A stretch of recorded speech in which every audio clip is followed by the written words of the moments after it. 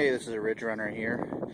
I was out hiking and finding a place to camp, and I came across this place. Apparently some hikers or whatever had, I'm thinking more hunters during the wintertime, had brought in these cinder blocks and a couple of pieces of rebar here, which I put together from something I found out a little while from this camp. And I managed to hike in my 6-quart Dutch oven. So I'm making me a piece of chicken. Actually, not a piece of chicken, it's a whole chicken. Yeah, I'm going to eat it all too. But I found my Dutch oven to be a very handy thing and a lot worth the wait if I'm willing to hike it in. And I was using the big pack this time, so I realized after all that time I was pretty well done with it anyway. I had enough gear in there and had plenty of room, so I stuffed this on the top, along with one of the implements I use for the lid lifter, and I grabbed the tongs and a spoon and a few other odds and ends, just so I had them. So right now I'm making me some chicken, and it's good to be out in the woods again. I haven't been there in a while, and yeah, and it's kind of handy to find this here fireplace because I'm enjoying it a lot. So anyway, thought I'd share this with you. And this is literally just a short little hello, I'm out here in the woods thing video. But I can smell that chicken right now. Anyway, just thought I'd let you share my fire. Well, this is the Ridge Runner signing off. Hey, this is the Ridge Runner again. This is a side to the video I just did, and I probably might even just tack this on here. I realized when I got out to where I was going to go camping that I forgot my Anaconda. It's a knife I've been carrying for many years, and I actually didn't have any other knives in my bag other than my Spyderco and my Swiss Army knife. But I want a sheath knife with me, and in the backup gear, in my bug out gear that I keep in the car, I store a U.S. Air Force survival knife.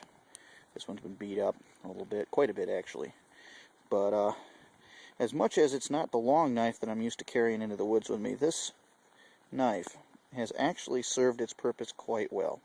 I've used it in food prep already today.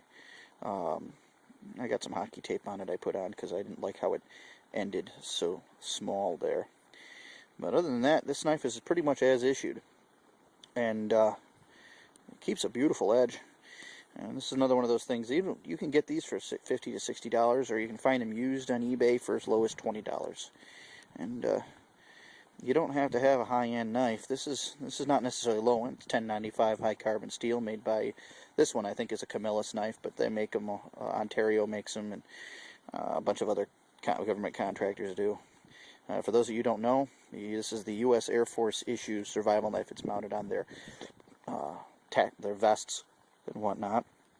This is the older version, but most people still prefer it over the new one, which has too many things on it.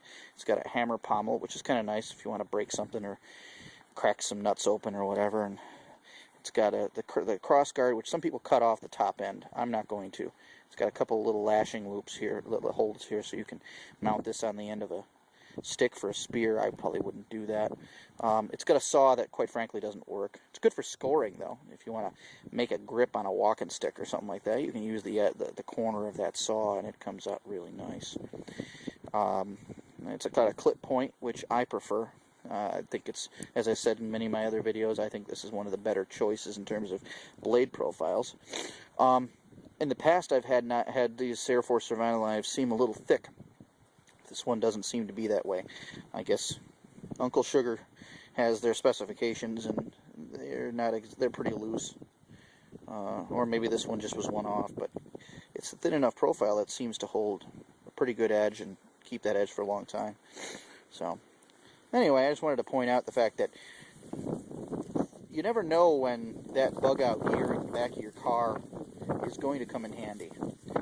And you know, you may not need all of it at every given time, but you know, I know the guy will say, I always have this. Every time I go in the woods, I always have this. But you know what? At the end of the day, you may not. I thought I packed it. I thought I packed my Anaconda, and it's got my Mora clipper on the strap to the front end of it, and that's a nice little knife too. And I got out here and started unpacking my gear, and Realized that the bag I thought I put it in, it just isn't there.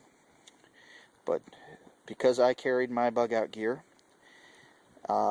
with me, even though I had my backpack, which pretty much is a double of most of what's in there, this knife has allowed me to do most of the things I like to do, including prepare that wonderful chicken that's going to come out in a little while.